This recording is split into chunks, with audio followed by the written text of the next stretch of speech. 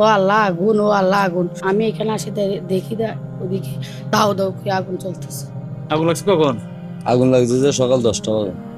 আজ কিভাবে লাগছে? ইলেকট্রিক মিটারের থেকে কারেন্টে। আসসালামু আলাইকুম। পুরান চানকাতা না, একদম মেইন রোডের পাশে মনে হইতে পারে ডাস্টবিন, সেরকম মনে হচ্ছে না? রাস্তার পাশে এসে ময়লা ফেলছে কেউ না।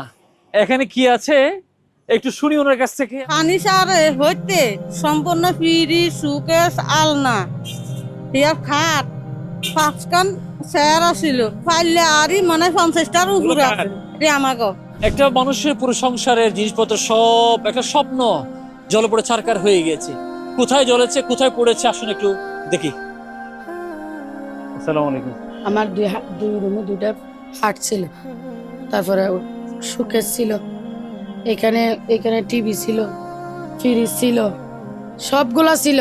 কিচ্ছু বাইর করতে পারিনি আমি। আমার শাশুড়ি নিয়ে, বুড়াও হাঁটতে পারে না, পা একটা ফঙ্গু, আমি ওরে নিয়ে দৌড়াইছি। কেউ কিছু বাইর করতে পারে না, একটা জিনিসও বাইর করতে পারে না। শুধু গার্গেন ছাড়া আর কিছু বাইর করতে পারি না। একটা মোবাইল ফোন তো বাইর করতে পারি না। ও কি কাজ করেন আপনি? আমি সিএনজি চালাই। আমি কিভাবে কি করুম না করুম আমি দিশা পেতে না, আমার মাথায় কাজ করে না।